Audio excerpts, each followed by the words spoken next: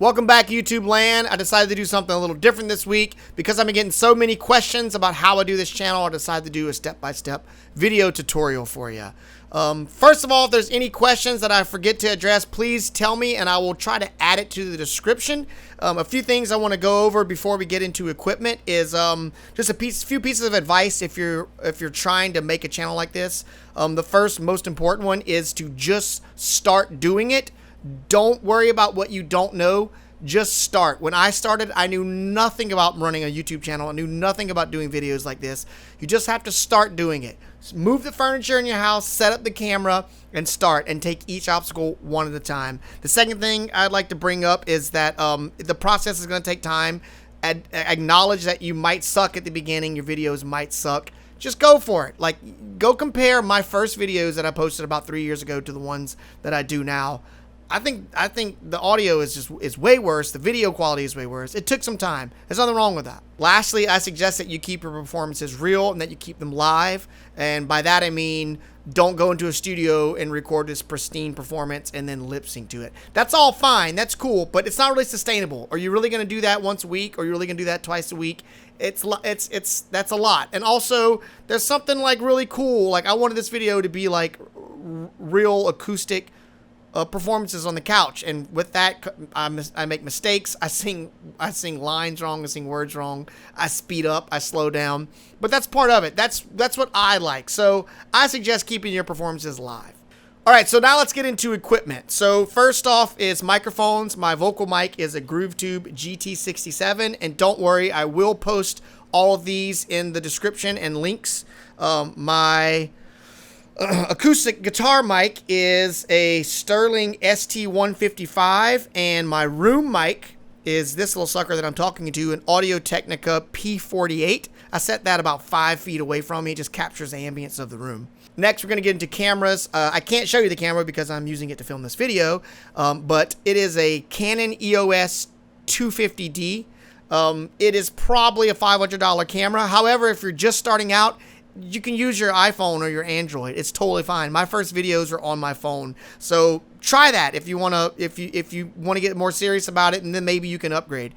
My B-roll camera is just an Android phone. For my interface, I use a PreSonus 1824C 8 channel.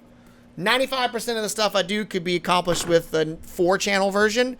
The only time I use more than 4 channels is when I do the full band recordings. Again, you could use any interface out there. The technology has been figured out. You don't have to use that. Any decent audio interface will work for you. For software, I use PreSonus Studio One. Again, any software out there will do the job. It's just what I happen to use. For video software, I use Adobe Premiere. I would recommend that one if you don't know what you're doing, like me when I first started. You're going to find probably the most video tutorials and the most forums explaining how to use and how to work with Adobe Premiere. So I'd recommend that one. The most common question I get is, what guitar do you use? I am a Martin guy. So this is a Martin custom shop. There's no serial number or anything like that on it. I paid about $1,900 for this guitar. I brought it to a luthier. I had it plecked, and I had steel frets put on it. And I play the hell out of it. It's important to play the hell out of guitars. That makes acoustic guitars sound better. And a little fun fact, if you have a guitar that you're trying to keep in pristine condition, the worst thing you can do is not play it. So please play that guitar. For lighting, I use an 18-inch ring light. I wouldn't recommend going smaller because I tried it. The bigger the better, the more evenly dispersed the light's going to be. There's no other lights on in the room. That is it. I chose the one that you can adjust the warmth and the brightness manually with a knob. I just found that easier. Again, I will post a link to that and everything that I mentioned in the description.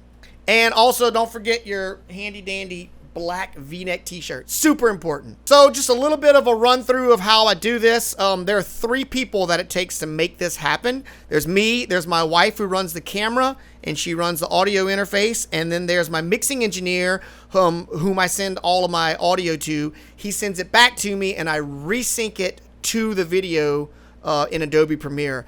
You can use my guy. I post his information in all of my videos in the description. I'll post it here. He's very affordable, very reasonable. I highly recommend that you get your audio mixed, at least somewhat professionally.